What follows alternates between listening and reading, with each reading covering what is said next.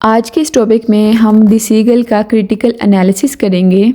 इससे पिछली वीडियो में हम लोगों ने इसकी डिटेल समरी पढ़ ली थी। पहले हम इस प्ले का इंट्रोडक्शन देखेंगे।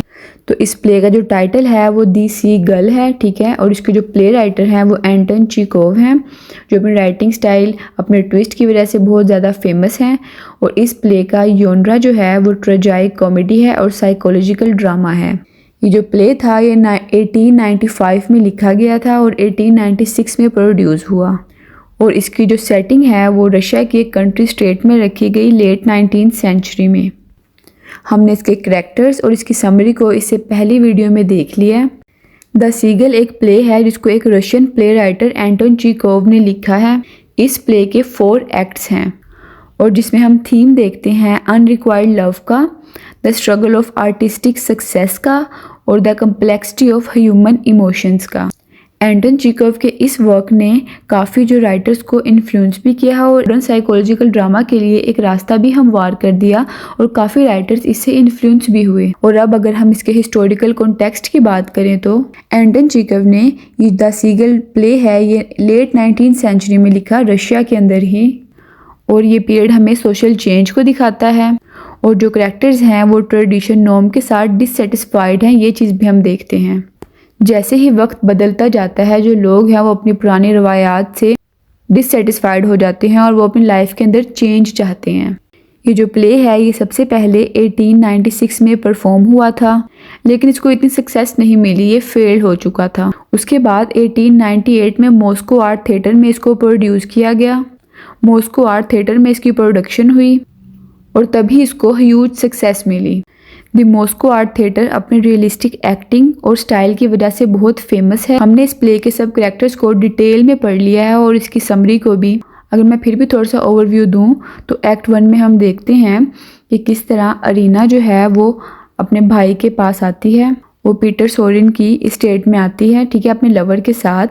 और जो कॉन्स्टेंटिन उसका बेटा है वो एक प्ले परफॉर्म करता है जो अरीना को पसंद नहीं आता और वो उसका मजाक उड़ाती है, जिससे कॉन्स्टेंटिन का जो दिल है वो टूट जाता है। फर्स्ट एक्ट में मोस्टली हम जो करैक्टर्स की इंट्रोडक्शन होती है और एक्ट 2 में हम देखते हैं कि किस तरह जो रिलेशनशिप्स हैं वो स्टार्ट हो गए हैं, ठीक है, और हमें चीज़ों की वजाहत हो रही है।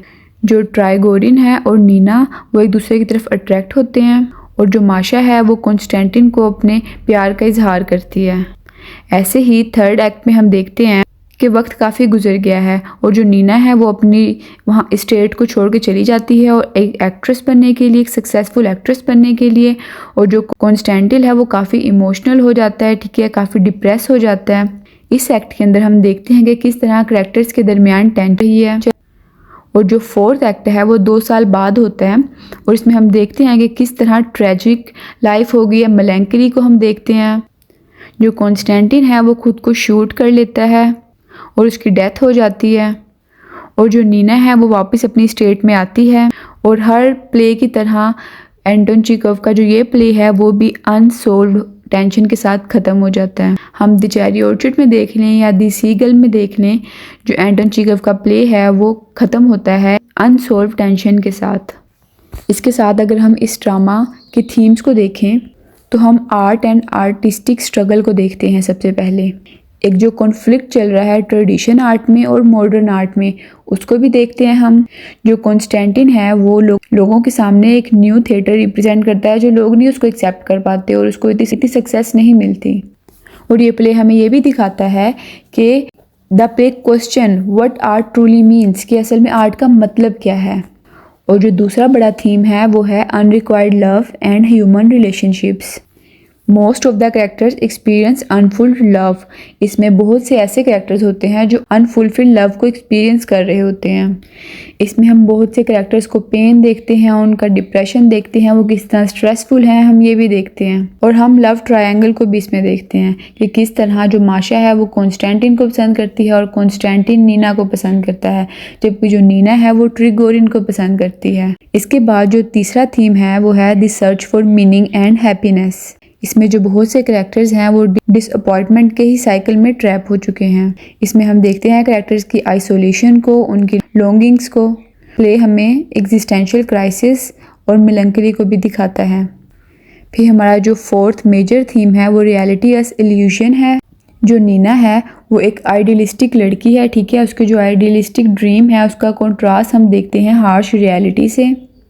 और जो कॉन्स्टेंटिन है उसकी स्ट्रगल को देखते हैं कि जो उसका आर्टिस्टिक ड्रीम है वो क्लैश कर रहा है उसकी मदर की साइनिसिज्म से।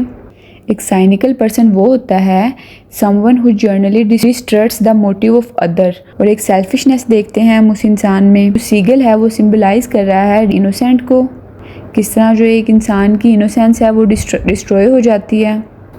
इसके बाद हम बात करेंगे जो मेजर सिंबल्स हैं एक राइटर ने यूज़ किए हैं अपना एक डीप मीनिंग देने के लिए, वो इस प्ले में क्या हैं।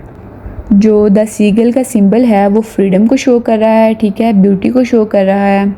जैसे हम प्ले में देखते हैं जो कॉन्स्टेंटिन है वो उसने एक सीगल को मार दिया है और वो नीना को एज अ गिफ्ट दे रहा है और वो सिंबलाइज कर रहा है कि वो अपना लव दे रहा है एज अ लव लेटर।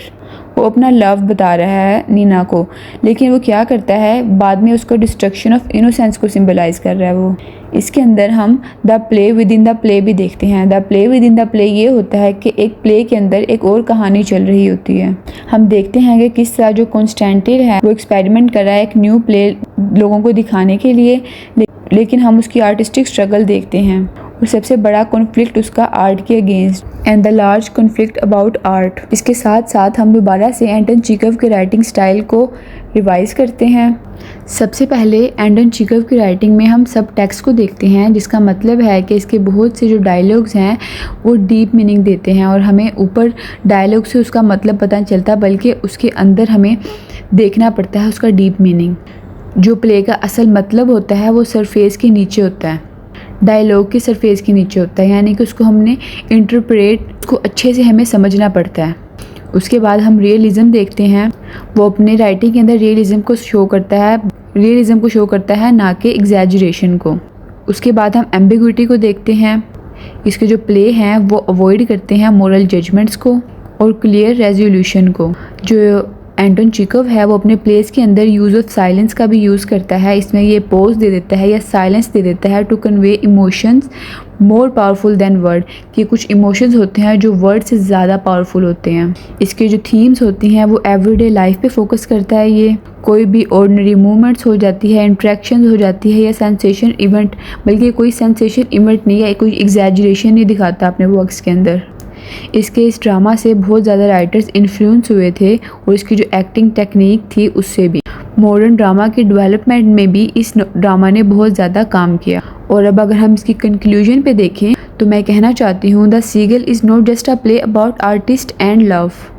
ये सिर्फ लव या आर्टिस्ट के बारे में नहीं है, बल्कि ये इंसान की होप के बारे में है, फिर फेलियर के बारे में है और ह्यूमन कंडीशन के बारे में।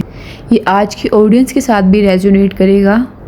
इसमें सिर्फ वो मतलब नहीं जो हमें दिखने में लग रहा है, बल्कि इसका डीप मीनिंग भी हमें नज़र आएगा। इसकी जो जो मेन चीज़ें थी वो हम लोगों ने पढ़ ली हैं। समरी से पहले हमने डिटेल में डिस्कस कर ली थी। अब ऐसे ही जो ड्रामा है हमारा कवर हो गया है।